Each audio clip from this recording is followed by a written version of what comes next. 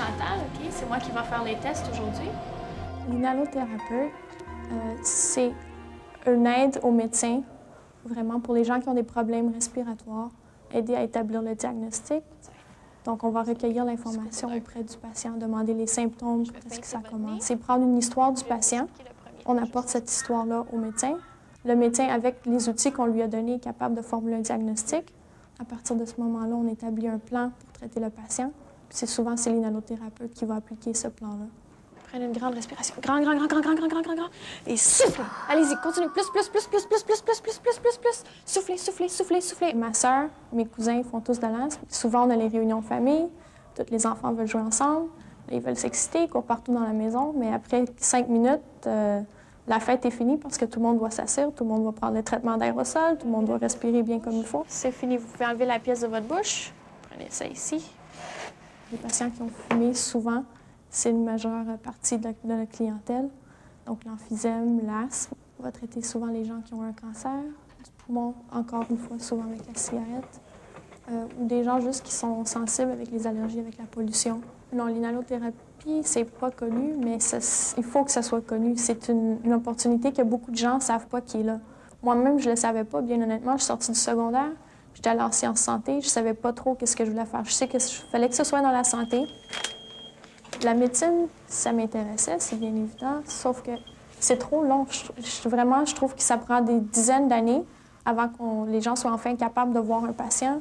C'est beaucoup de pratique, c'est beaucoup de lecture dans les livres, beaucoup de pratique sur des mannequins, mais ça prend une éternité avant d'entrer en contact avec les gens. Bonjour, Madame Hamel. Je suis Chantal, je suis l'inhalothérapeute. Je vais assister Dr. Carey, qui va être votre anesthésiste aujourd'hui. La formation se donne dans les cégeps, dans 5 cégeps québécois, présentement. Le programme consiste à plusieurs choses. Naturellement, il y a les sciences de base comme la biologie, la physiologie, la chimie, suivi de cours très spécialisés dans différents aspects de la profession, si on veut, des soins respiratoires. Comment administrer différents traitements à partir de gaz médicaux, des médicaments qu'on donne sous forme d'aérosol, que les patients vont respirer. Comment administrer des épreuves de fonction pulmonaire, tous les aspects de l'anesthésie, les soins critiques. Comment utiliser un ventilateur chez un patient. L'anesthésie, c'est vraiment ce que j'aime le plus. Le patient a souvent besoin d'être paralysé, donc le patient ne peut pas respirer par lui-même. Donc, on doit fournir cette assistance-là avec un respirateur. Donc, on s'occupe de surveiller le respirateur.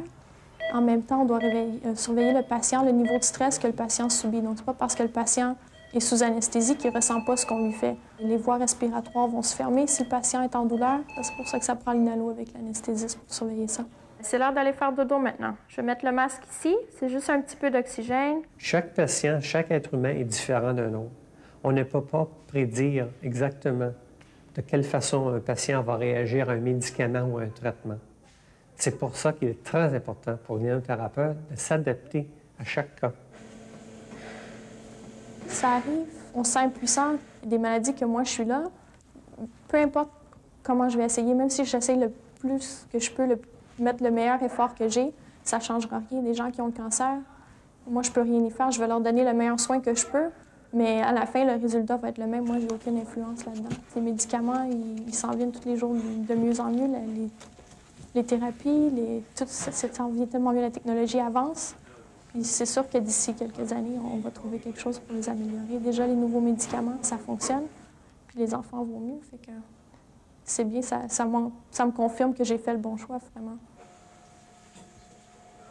De plus en plus, on voit des patients à l'hôpital qui souffrent de problèmes respiratoires, probablement un reflet de pollution, ces choses-là. En plus de ça, les connaissances, la base, la technologie, ça demande des spécialistes. L'inhalothérapeute est très bien équipé pour répondre à ces besoins-là. Dans 5 ans, je vais être encore inhalothérapeute. Je vais encore travailler en anesthésie, encore travailler aux soins respiratoires. Ce que j'aimerais faire dans le futur, peut-être m'impliquer plus avec les étudiants. J'aimerais peut-être faire de la recherche aussi. Je sens que je fais une différence dans mon métier. J'ai une importance, j'ai ma place. Je me sens valorisée dans ce travail-là. J'aime mon travail. Je trouve que ça contribue à aider les autres.